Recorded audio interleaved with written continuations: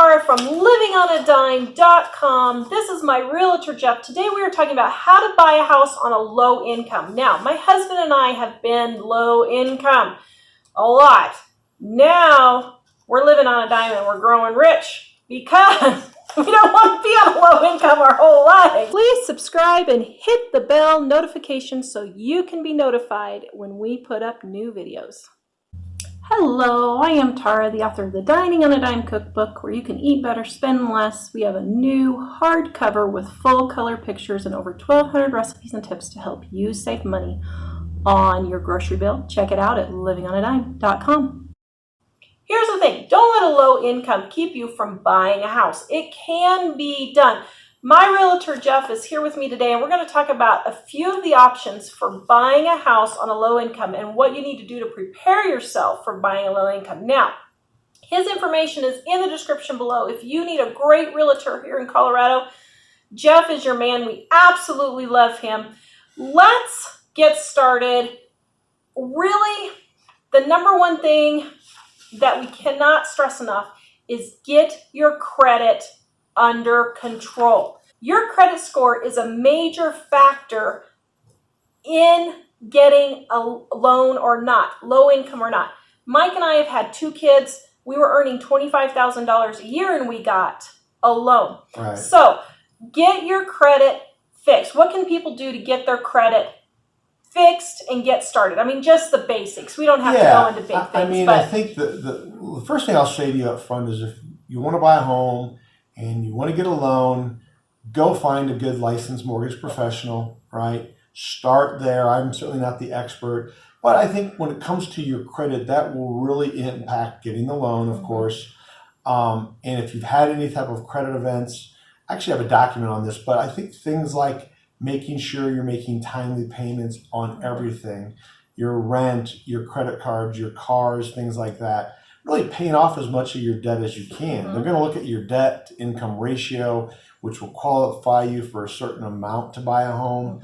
But it comes down to finances and money. Yeah. And if there are any dings on your credit that you know of, get those fixed. Sometimes you have to challenge them. I've had to do it myself. No, that's not true. That was paid on time, and you have to kind of go fight or challenge that. Yeah. Get your credit straightened out 6 months to a year, even 2 years before you think you want to buy a house. Make sure you are paying every single payment on time. Yes. Go to that lender. They can get you pre-qualified for the loan. If you don't pre-qualify, they can tell you what you need to do to pre-qualify. Exactly. In the case of Mike and I, my husband, his dad, and my son all have the same name.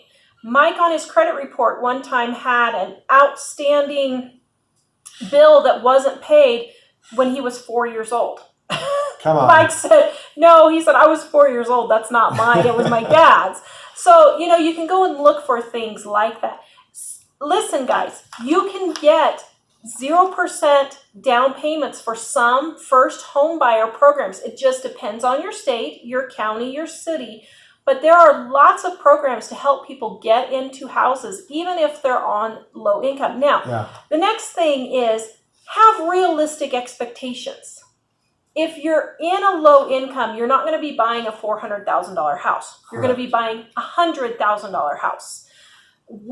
Our first house was $27,000. Now, of course, that was 20 years ago, but you know, you have to have realistic expectations. If you're not earning over $50,000 a year, you're going to be needing a cheaper house.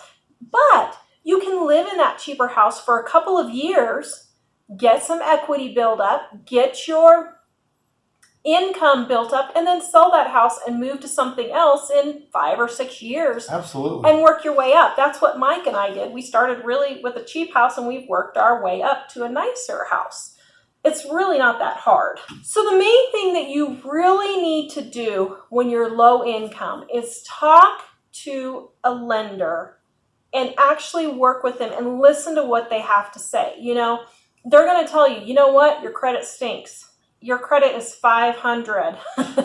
That's not good. No. 800 is good, but 500 is not good. What can I do to get that built up? Now, what can you do? You can get a second job. You may have to get a second or a third job temporarily, 6 months, a year, and get some money saved up to either pay off all those debts or to save for a down payment. You guys, I know I sound like a broken record. Jeff will agree with me though. You got to cut out the Starbucks. Yeah. You got to cut out the new cars. Yep. You got to cut out all the movies. You got to cut out all the sports things. Cut everything you can to start saving money Absolutely. for this or to get your debt paid off. I would say the number one thing that helped Mike and I more than anything, I don't know if you find this to be true, but is to get our debt paid off. Absolutely. We've had no debt when we bought our houses, and the the lenders were just, their jaws They're dropped shocked. because they're like, what do you mean you have no debt? We said, Right. well, we have no debt. No, you have to have some debt. No, we don't have any debt. Well, car payment's debt. No, we don't have a car payment. Yeah. So that's the number one thing. If you are low income, if you have zero debt or very, very little, that is really the big thing that is going to help you the Yep. most.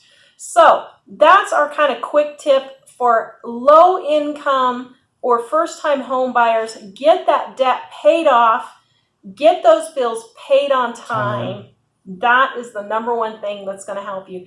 Guys, please visit us at livingonadime.com.